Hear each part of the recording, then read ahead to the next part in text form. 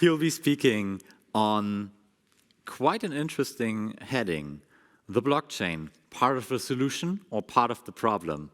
Stage is yours, Cedric. Please take the microphone and the clicker if you want to. All right. Cool. Thank you, Marcel. All right, I'm going to be speaking about a topic that I'm pretty passionate about. When I first discovered Bitcoin and everything, I recognized it as a potential power for social good, and that's really what fascinated me about this. Now, in the last year, we heard a lot about Bitcoin consuming a lot of CO2 and Bitcoin essentially being a nemesis, and so the debate has shifted quite a bit. And today, maybe I want to go over some of the talking points and see if I can set some things straight. So my name is Cedric. I work here at the Frankfurt School Blockchain Center as a research associate. I've been in the crypto space for many years. Back when I was doing my bachelor's, I set up a rinky-dink Ethereum miner, and I went deeper and deeper down the rabbit hole and never really looked back, so now I'm here. Recently, I co-authored a paper with some of my colleagues and the fine people over at Intest about outlining a standardized model to calculate proportional Bitcoin offsetting, and maybe I'll share some of that with you today. So maybe a stupid question, but what did Satoshi Nakamoto invent? I think obviously most of you are going to say Bitcoin. I think, yeah, but that's not the full story. Bitcoin is a part of a distributed consensus protocol that really allows us to do all these things with digital money and everything. And Bitcoin is fundamental for the rewards, but it's not just Bitcoin. Bitcoin isn't really the genius invention. The genius invention is a incentive-aligned distributed system that allows us to make all these transactions. And the individual components of Bitcoin were not novel at all. They were around in the 90s, the early 2000s, and they were just put together to create really the system which ultimately brought us all here. So really quick, I wanted to give myself the challenge of explaining Bitcoin mining in 60 seconds, maybe for some of the people online watching or some of the politicians who aren't that familiar with this.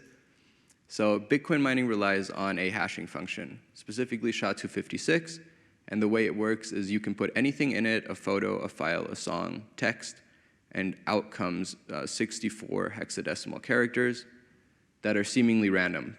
But they're not random, they're deterministic, and if you put the same thing in, you always get the same thing out. And these 64 hexadecimal characters are actually representative of 250 bits, ones and zeros. And in the Bitcoin protocol, the miners say, okay, find us a hash that starts with X zeros. So in binary, if you're looking for 1 0, you got about a 50% chance of finding it on the first try.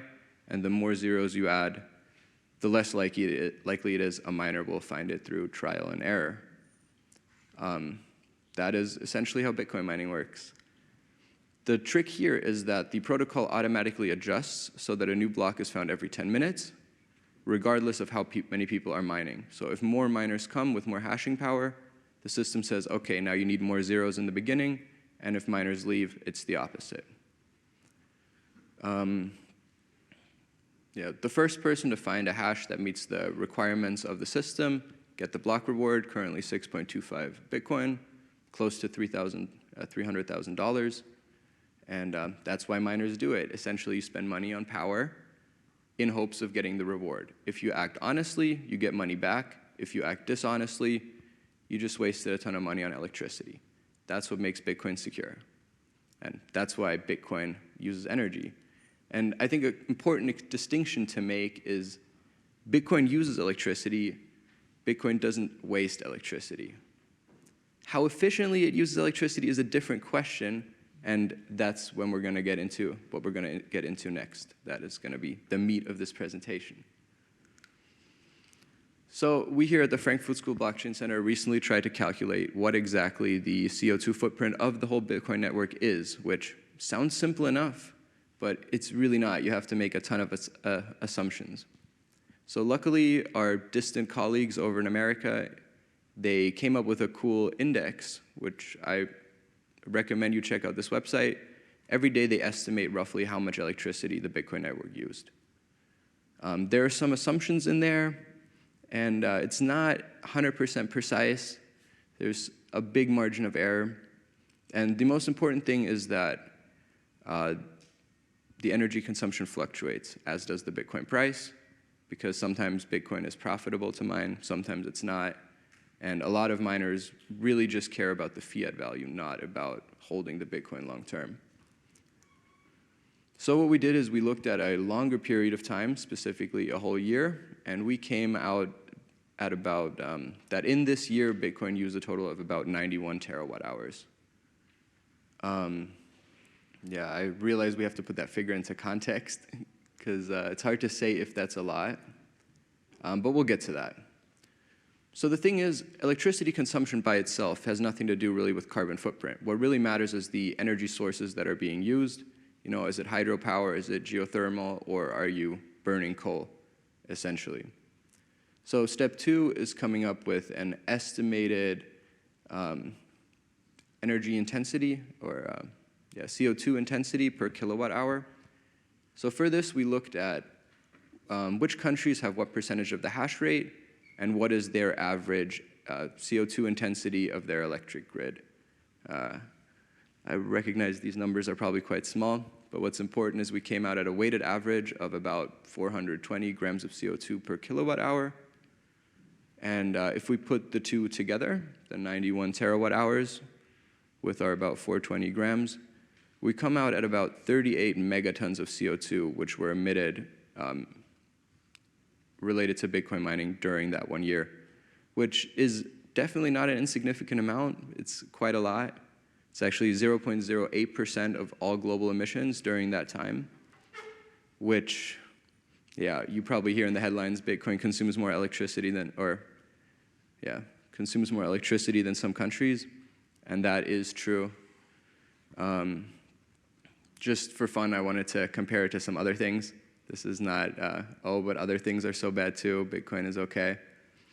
But if you look, just Christmas lights in the US alone consume about 7 to 8% of what Bitcoin does. And what's the value of that? I mean, they look nice. So that part was about electricity. Now let's talk emissions.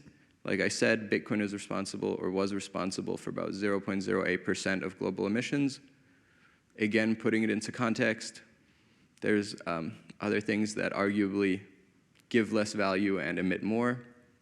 For example, gold mining. That's not supposed to be a dig at our friends over in gold. But the important thing is that that is just mining. You still got to transport it. You still got to store it. So if you really compare the two, maybe Bitcoin is a little bit greener. The point I'm trying to make is that every emission is a trade-off. If we could just turn everything off to stop global warming, that'd be great, but society would probably collapse. So the approach we need to take is to maximize the marginal value gained per emission, and ideally in the long run capturing those emissions to approach net zero. But really the question is, what value does Bitcoin provide for what it emits? And we talked a lot about the environment, but I really think we need a holistic approach, because just because it's environmentally impactful doesn't mean that it's necessarily total garbage, because if it provides value and safety and security in other ways, I would argue that, we need to look at the whole story. So just really quick, socially, Bitcoin is great because it can bank the unbanked. Many people don't have access, be it geographically or because of lacking documentation, to a bank account. But a lot of people, and the number is growing incredibly fast, have access to smartphones and the internet. These people can opt in voluntarily into a global financial system. And it's not just bank accounts. All these other financial services, decentralized insurance, which we're seeing in Africa now for crops, land titles, documents, peer-to-peer microloans, and the list goes on. You hear the word money Legos thrown around a lot here. And that really is the case. People can use the applications that they want to use. And if there's an application that they want that doesn't exist, anybody can build it. It's permissionless. That's the beauty of the blockchain. Then I used to live in Hong Kong, and we saw a lot of people coming over from the Philippines working as housekeepers and sending money back home to take care of their family. So this practice of going to work in a high-wage country and sending that money back home is called a remittance. And we here in Germany, we're a little bit spoiled. We got the banks that are well connected. We can do an IBAN transfer, 0 fees, arrives in a day or two. But that is not the case for most countries. In most countries, you're going to have to pay a percentage fee, or like a flat rate fee of like $50 to send $1,000 to, I don't know, some country. And the thing is, this trend of society's most vulnerable members having to pay extra is something that the blockchain can really address. Transparency is another thing. People always say, money laundering and criminal activity when it comes to blockchain. I actually think the blockchain is a nightmare for criminals, because their history, their paper trail is there forever. And if they're not caught today, they'll probably be caught in the future. Anybody that has some know-how and some motivation can look through transactions, see where funds are going. It's fully transparent. And in a lot of countries, money just has a tendency to kind of, go missing.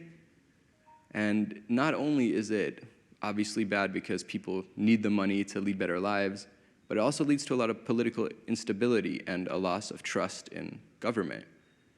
And that leads to more problems and more problems. The interesting thing here is usually I would start by explaining what inflation is, but I don't have to do that anymore. After the past few weeks and months, I think we all know now. Price levels are rising everywhere. People are really struggling. It is not good, but 4% in Germany is nothing. If you look at how things are going in some other countries, again, society's most vulnerable members are paying the highest price. And with digital currencies and the blockchain, they can opt in to a monetary system that has a transparent supply schedule, and they can plan more long term. The stability is something that is really valuable. So for us here in the West, Bitcoin is a fun toy to speculate with. But I propose for people in third world countries that don't have the privilege that we do, for them, in Maslow's hierarchy of needs, it falls into the safety category. It's a very basic thing. And that's the point that I'm trying to make. These other things, YouTube, Christmas lights, tourism, they're way up on the pyramid. I think Bitcoin is pretty far down. And in that way, I would argue it's probably worth at least some of the emissions. I mean, we should definitely make it greener through curtailment of renewable energies, or we can use flare gas. There's all these things, but I actually had a slide about that, but I kicked it out because it was too long. All right, so to finish it off, I just want to give my 2 cents, my personal opinion. Something that I think people should talk about more is, what is the CO2 impact of inflationary monetary policy? People spend money because they know their money is going to be worth less in the future. And in economics class, we always learned deflation isn't good because the economy will grind to a halt. People won't spend money. I don't think that's true. People will still pay rent. They'll still buy food. They'll buy the things that they need. Maybe they won't buy as much useless items, fast fashion, etc. So that is really something that should be taken into consideration. Additionally, really singling Bitcoin out and making it seem evil and talking about banning it is really missing the point. For me, the problem with Bitcoin's energy uses, or the point with Bitcoin's high energy consumption, is it's not the problem. I think it's a symptom of the problem. Miners operate for profit like anybody else, like any other business does. Singling them out, banning them does nothing. Maybe considering reducing some of the subsidies on energy if you don't want them to use energy. If energy prices are higher, less people will mine. Additionally, maybe find ways to make the overall energy mix a little bit greener, or at least less carbon intensive, which our neighbors over in France are doing quite a good job at.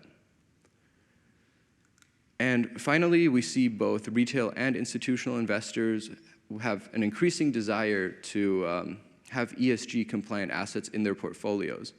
And this is something where I really think that centralized institutions, exchanges, asset managers can provide value to their clients by offsetting the holdings on behalf of their customers. Again, we here at the FSBC have developed a standardized model, and I know it's customary that everybody that comes up here has to at least push a little bit of something. If you're interested in that or you want to talk to us about it, I will be here for the rest of the day. Talk to me, talk to one of my colleagues at the Blockchain Center, or one of the fine people over at Intestech. Feel free to add me on LinkedIn, hit me up. I'm always down for a chat. Thank you very much.